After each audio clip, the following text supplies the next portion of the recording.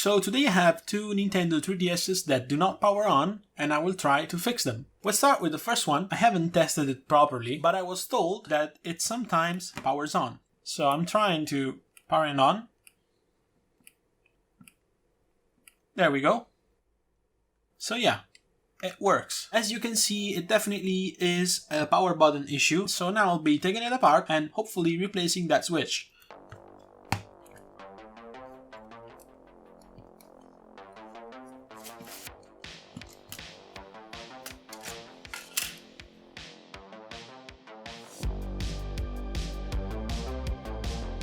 So I can already see a damaged ribbon cable for the shoulder buttons.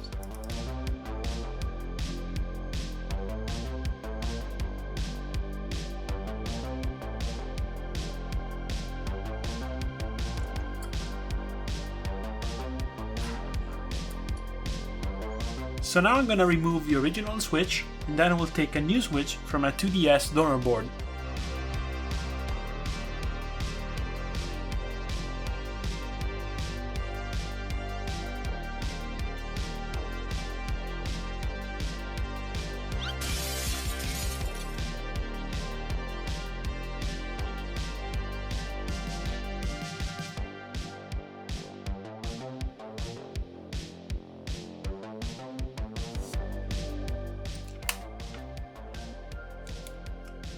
There we go, immediately turned on, first try. Now we're gonna need a microscope again because I need to repair this ribbon cable.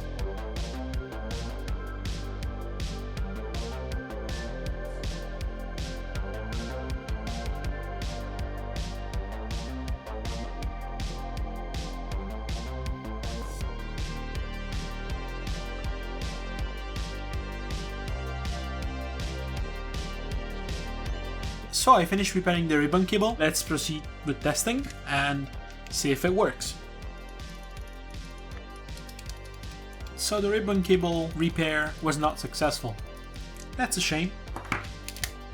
Sadly, in this video I will not be able to get the L button working, but as soon as I get the replacement I will fix it immediately. Now let's move on to the second white 3DS. Taking a look at the charging port, we can see that it is damaged. Here's how it should look like.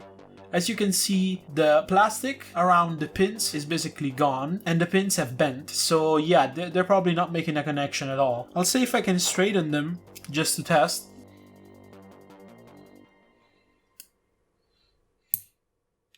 I snapped the pin. Guess we're gonna have to test some other way.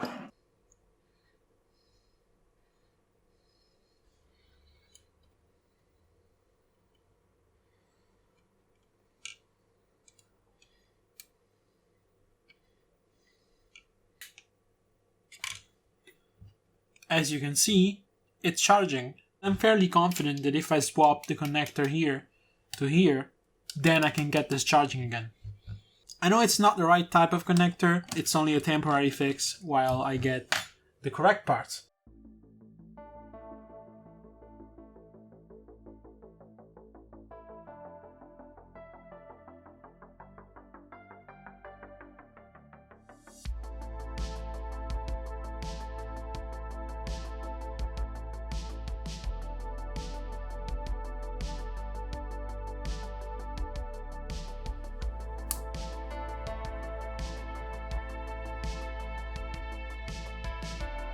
So now that I have replaced the connector, all we have to do is reassemble it and test it. I was able to take the gold contacts for the docking station from the 3DS port, cut them and solder them anyway next to the 2DS port. So now I have reassembled the 3DS and I'll be checking if it takes a charge.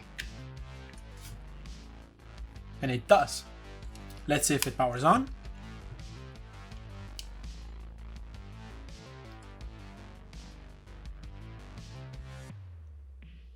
And it powers on just fine.